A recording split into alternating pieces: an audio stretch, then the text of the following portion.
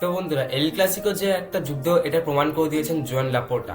লাপোর্টা সরাসরি জানিয়েছেন যে দুই ক্লাবের মধ্যে এখন আর কোনো বন্ধুত্ব সম্পর্ক নেই। তিনি প্রেস কনফারেন্সে বলেছেন, রিয়াল মাদ্রিদের সাথে আমাদের সম্পর্ক এখন খারাপ, এটি এখন সম্পূর্ণ বিচ্ছিন্ন, বিভিন্ন ইস্যু আমাদের একে অপরের থেকে দূরে সরিয়ে দিয়েছে। আমরা চির প্রতিদ্বন্দ্বী ছিলামই, কিন্তু বর্তমান পরিস্থিতি সম্পর্কে পুরোপুরি ভেঙে দিয়েছে। এই কথা বলেছেন জোয়ান লাপোর্টা নিজের প্রেস কনফারেন্সে। এবং এই বন্ধুত্বের ভেঙে যাওয়ার মূল কারণ হতে পারে তিনটে কেস হতে পারে। প্রথম হচ্ছে নেগ্রা মামলা।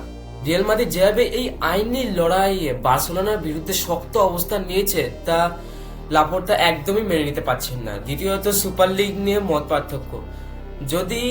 যদিও এক সময় তারা সুপার লিগ প্রজেক্টে একসঙ্গে কাজ করতেও, কিন্তু বর্তমান ক্লাবের আর্থিক নীতিমালা এবং ভবিষ্যৎ পরিকল্পনা নিয়ে দুই সভাপতির মধ্যে দূরত্ব তৈরি হয়েছে। আর 3 নম্বর কারণ হচ্ছে প্রাতিষ্ঠানিক অবজ্ঞা। লাপোর্তা আবার আর একটা কনফারেন্সে আর একটা কথা বলছেন যে রিয়াল মাদ্রিদ সভাপতি Florentino Perez Spanish federation official ডিনারে অংশ না নেওয়ার সম্পর্কে তিক্ততা আরো বেড়ে গেছে।